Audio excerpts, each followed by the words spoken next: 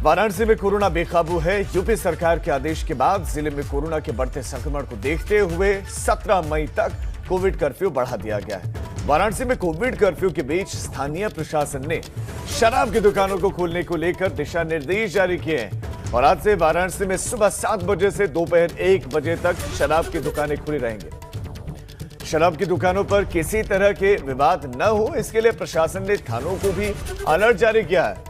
प्रशासन की ओर से जारी निर्देश के मुताबिक इन सभी दुकानों पर सोशल डिस्टेंसिंग के नियमों का पालन करना जरूरी है। अब सवाल यह कि जब वाइन शॉप खुल सकती है, शराब की दुकानें खुल सकती हैं, तो बाकी दुकानों को फिर खोल दीजिए। बाकी दुकानों को क्यों नहीं खोला जा रहा है? शराब से पैसा देखा जा रहा है, लोगों की जिंदगी क्यों नहीं देखी जा रही? लोग मर रहे हैं, अस्पतालों में उनको जगह नहीं मिली, ऑक्सीजन नहीं मिला, लेकिन इस बीच में अब काशी में जाम छलकेंगे।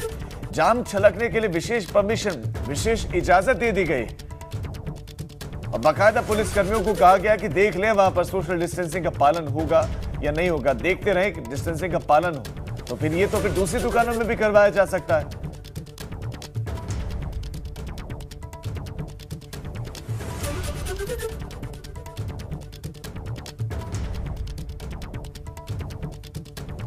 काशी में जाम छलकेंगे, लोग आएंगे, अब शराब की दुकानों पर आकर लाइनों पर लगकर वो शराब भी ले सकते हैं। लेकिन काशी के आंकड़े क्या कह रहे हैं, जरा आंकड़ों पर भी जल्दी से नजर डाल लीजिए। ये हैं आंकड़े।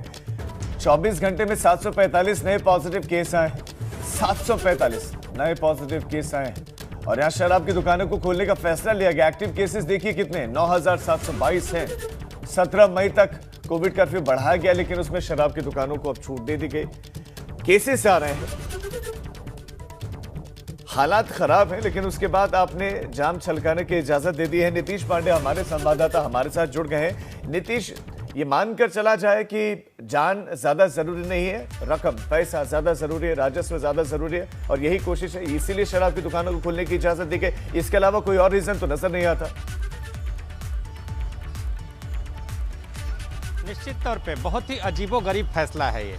जिस तरह से कोरोना का संक्रमण लगातार बढ़ रहा है और बढ़ने के साथ हालांकि थोड़ा सा जो काबू में आया है, उसकी स्थिति कहीं ना कहीं कोरोना कर्फ्यू से हम मान सकते हैं। जिस तरह की स्थितियां हैं, लॉकडाउन बढ़ाया गया, उस तरह की स्थितियों से कहीं ना कहीं जो स्थिति कोरोना का जो संक्रमण है वो रुकता हुआ, थोड़ा थमता हुआ नज़र आ रहा है। लेकिन ऐसे में शराब की दुकानों को खोलना कहीं ना कहीं ऐसा ना हो कि ये गंदा निर्णय या ये कहे कि गलत निर्णय साबित हो जाए।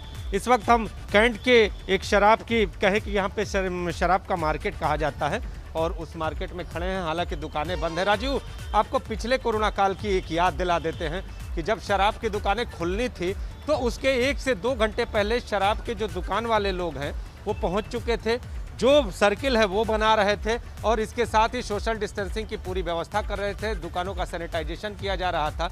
10 बजे जो समय यहाँ पर 7 बजे से 1 बजे का तय तो किया गया है, लेकिन 10 बजे से शराब की दुकानें खुलेंगी। शराब की दुकानें 10 बजे से 1 बजे तक आज पहले दिन खुलेंगी और इसके पहले अभी आपको समय अगर बता दें तो 8 बजे से ऊपर का समय हो गया है, लेकिन इन दुकानों पर अभी कोई दिखाई नहीं दे रहा है। तो अब 1 घंटे में यानी कि बिल्कुल नीतीश, यानी कि लोगों के पास कम वक्त होगा शराब खरीदने के लिए और बड़ी संख्या में लोग इन दुकानों में पहुंचेंगे। ये फैसला किसका है? क्या जिलाधिकारी ने निर्णय लिया है?